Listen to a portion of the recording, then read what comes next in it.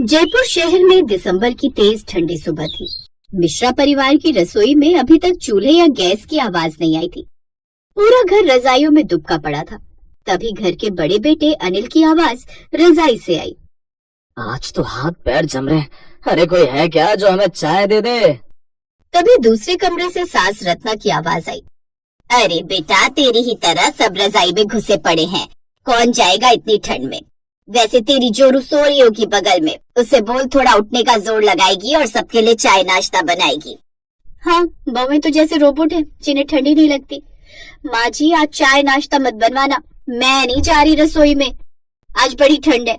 मुझे तो लग रहा है रजाई से निकलते ही कहीं मैं जम न जाऊं। माँ जी, आपने अपनी छोटी बहू को बोल दो, वही बना लेगी सबके लिए खाना। उसी वक्त छोटी बहू शिखा ने भी कमरे से आवाज दी। अच्छा, छोटी बहू लोहे की बनी है क्या? मैं अभी बाहर नहीं आ रही। बाहर का नल देखना, ऐसा लग रहा है जैसे बर्फ जम गई है। हाथ धो तो हाथ सुन्न हो जाए। हे भगवान, रसोई कौन संभालेगा? घर में 6 लोग और उठने वाला कोई नहीं। माँ जी, मैं उठ जाऊंगी लेकिन आधे घंटे बाद। अब सास खुद ही गुस्से में पैर पटकते हुए बोली। हे भगवान, घर को होटल समझ रखा है इन बहुओं ने।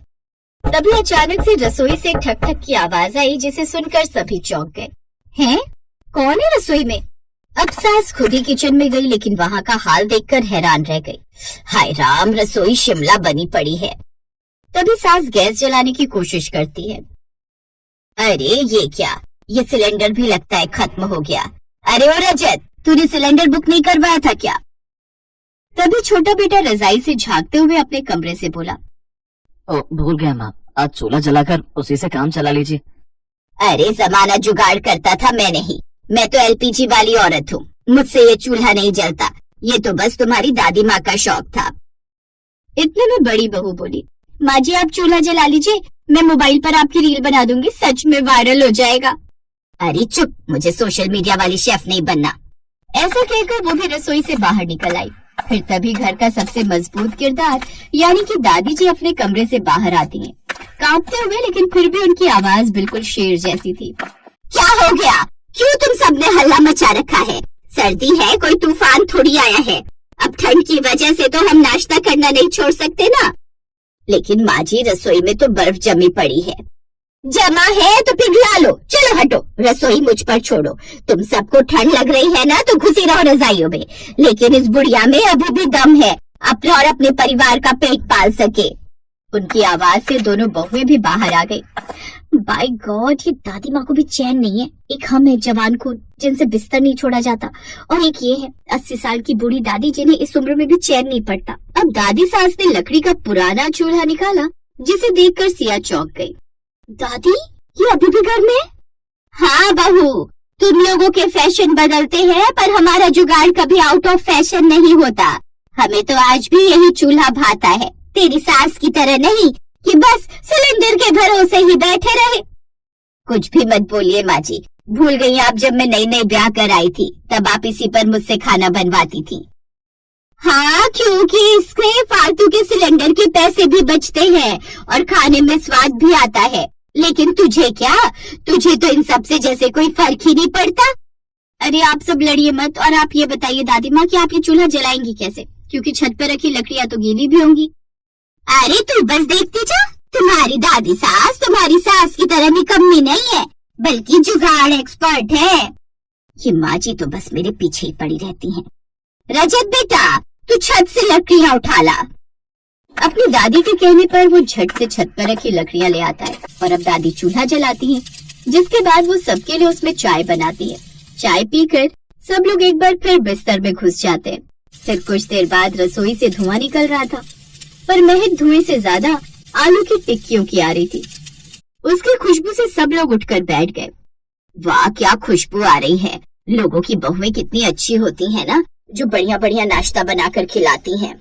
एक मैं हूँ जिनकी दोनों बहुओं को बिस्तर छोड़ने का मन ही नहीं कर रहा।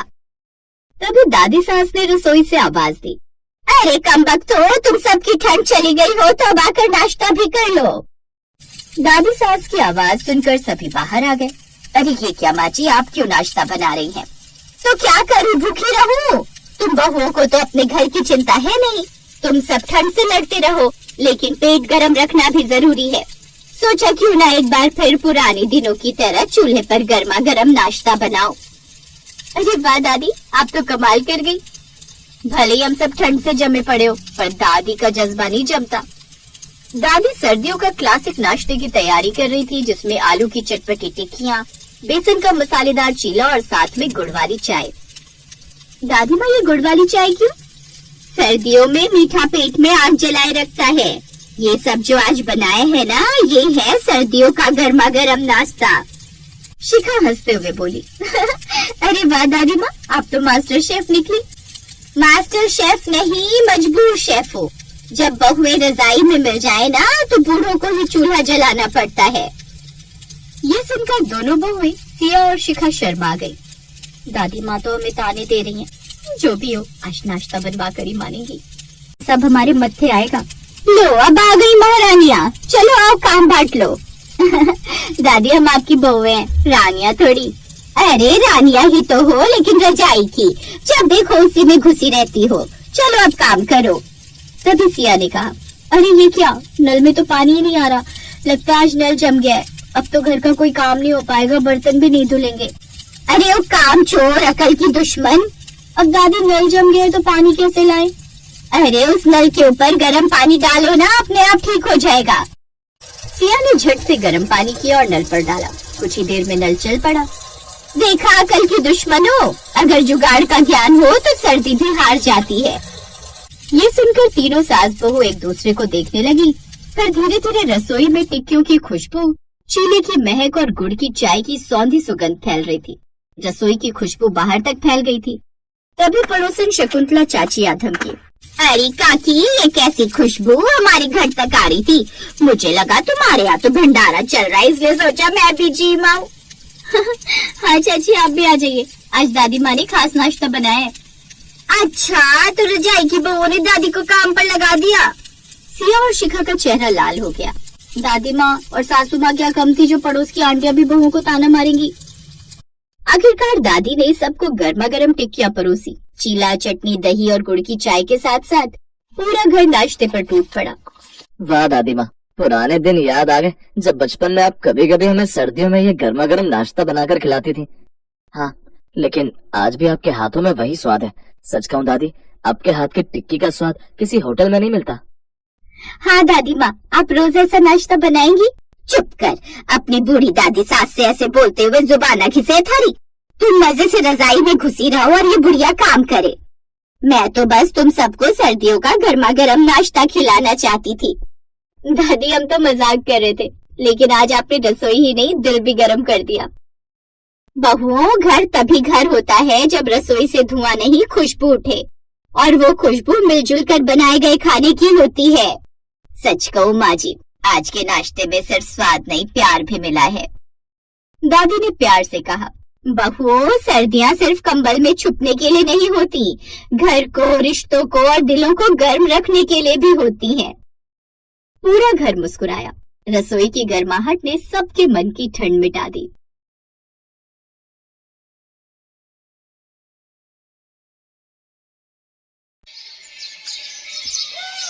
माँ, नाश्ते में क्या बनाया है? आलू के पराठे बनाए हैं आज। अरे वाह, आलू के पराठे, मजा आ जाएगा फिर तो। तुझे पसंद है ना आलू के पराठे? मामा, ठंडी के मौसम में सुबह सुबह आप जब भी पराठे बनाती हो ना, तो बहुत ही मजा आता है। तो बता, तुझे कौन कौन से पराठे पसंद है? आलू के, गोभी के, और एक बार वो जो आपने सफेद वाले बनाए थे ना। है सफेद वाले कौन से छोटे? अच्छा, पनीर वाले। ये कहानी इन्हीं दोनों भाइयों की है। हरीश और उसका छोटा भाई सतीश अपने माता पिता के साथ एक गांव में रहते थे। उनके पिता बड़े किसान थे। उनके पास काफी जमीन थी, लेकिन एक दिन यही जमीन उन दोनों भाइयों के बीच लड़ाई की सबसे बड़ी वजह बन गई। अरे ये तो बता दे कि पराठा कैसा बना है हरीश, बस खाए ही जा रहा है। हाँ, अच्छा बना है। क्या बात है बेटा, देख रही हूँ तेरा मन कहीं और है। क्या सोच रहा है? इतना गुस्सा गुस्सा सा क्यों है? देखो माँ, मैं साफ साफ कह देता हूँ, सड़क किनारे वाला खेत तो मैं ही लूंगा। भैया ने ये कैसे मान लिया कि वो खेत उनका है? अरे पर उसके बदले में तुझे वो बड़ा वाला खेत तो दे रही हो ना। रहने दो माँ, अगर छोटे को वो सड़क वाला खेत ही चाहिए तो दे दो उसे ही। और तू क्या लेगा फिर? मुझे जमीन और संपत्ति का कोई लालच नहीं है माँ, लालच जैसी कोई बात नहीं है भैया, मैं अपना हक मांग रहा हूँ। माना कि पिताजी के जाने के बाद आपने घर की सारी जिम्मेदारी उठाई है, लेकिन इसका मतलब ये नहीं है कि आप अकेले ही सारी संपत्ति के मालिक हैं। ये क्या बात है सतीश, कम से कम पराठे तो चैन से खा ले, फिर करते रहना बंटवारे की बात। वैसे भी अभी मैं जिंदा हूँ, जब मर जाऊँ तो इस घर के बीच में दीवार खड़ी कर लेना, समझे? माँ। सतीश की आंखों के सामने उसका पूरा बचपन एक बार में ही गुजर गया। उसे वो सड़क किनारे वाला खेत तो मिल गया था, लेकिन वो अपने बड़े भाई का प्यार खो बैठा था। तभी अपनी छत पर हरीश टहलने के लिए आया। वो सर्दी की सुबह थी। हरीश ने सतीश को देखा, 2 सेकंड नजरें मिलाई और फिर दूसरी तरफ मुंह करके टहलने लगा। सतीश भी हरीश को देखकर कुछ नहीं बोला। कुछ देर बाद हरीश के घर के नीचे से उसकी बहू हर्षिता ने उसे आवाज लगाई, पापा जी जल्दी नीचे आ जाओ, पराठे बन गए, ठंडे हो जाएंगे। हर्षिता की बात सुनकर हरीश सीढ़ियों की तरफ बढ़ने लगा। तभी उसने एक नजर फिर सतीश को देखा, जो नजरें झुकाए बैठा था, पर हरीश ने उससे कुछ नहीं कहा और फिर वो नीचे आ गया। कहाँ चले गए थे आप पापा जी? देखिए ना पराठे ठंडे हो रहे हैं। कहीं नहीं बेटा, वो ऐसे ही छत पर जरा टहलने गया था। कितनी ठंड है और आप ऊपर ठंड में टहलने चले जाते हो, बीमार पड़ जाएंगे। यहाँ बैठिए, मैं पराठे लेकर आती हूँ, साथ में दही लेकर आऊँ? नहीं, पराठे के साथ सिर्फ चाय दे दो। सिर्फ चाय क्यों? पता है, जब मेरी माँ पराठे बनाती थी ना, तो हम दोनों भाई, मेरा मतलब हम सब चाय के साथ ही पराठे खाते थे। फिर शाम को जब हर्षिता अपने पति हिमांशु के साथ बैठी थी, सुनिए आज मुझे सब जानना है। क्या जानना चाहती हो? यही कि पापा जी और चाचा जी आपस में कभी बात क्यों नहीं करते? हम उनके घर क्यों नहीं जाते और वो हमारे घर क्यों नहीं आते?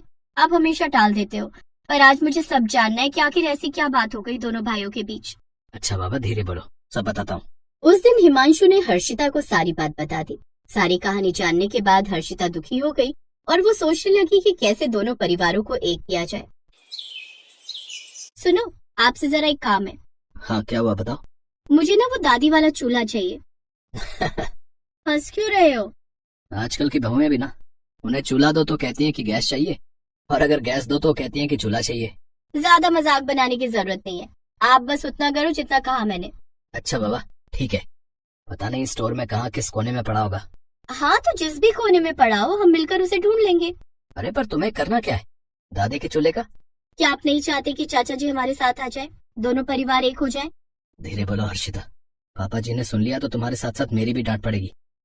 देखो मैं चाहता तो हूँ, पर हम उस घर में ना तो जा सकते और ना ही उनसे बात कर सकते हैं। हाँ तो आप चिंता मत करो ना तो हम उस घर में जाएंगे और ना ही उनसे बात करेंगे।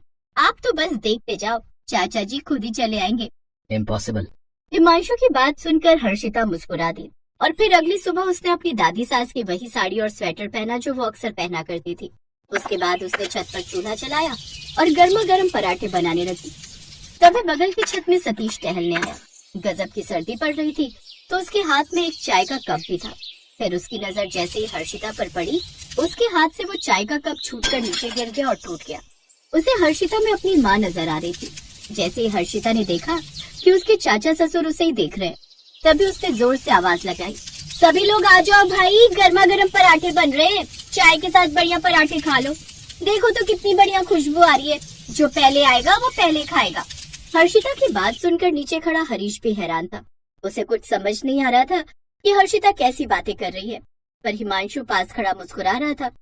हिमांशु ने अपने पापा को छत पर चलने के लिए कहा। उधर दूसरी तरफ ना चाहते हुए भी सतीश के कदम अपने आप ही हर्षिता और उसके चूल्हे की तरफ चल पड़े। एक पराठा मिलेगा बेटी? हाँ छोटे पापा, जरूर। पनीर का पराठा बनाया है, आपको पसंद है ना?